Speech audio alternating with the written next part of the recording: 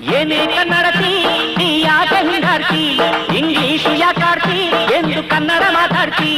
ಈ ಕನ್ನಡ ನೆಲ, ಕನ್ನಡ ಜಲ, ಕನ್ನಡ ಗಾಳಿ, ಕನ್ನಡ ಅನ್ನ. ಹೇ ಎಂಥ ಚಂದಾನೋ ಗೊತ್ತೇನೆ ಶ್ರೀಮತಿ, ಯಾಕೆ ಈ ಥರ ಅನುಕರಣೆ ಮಾಡುತ್ತಿ.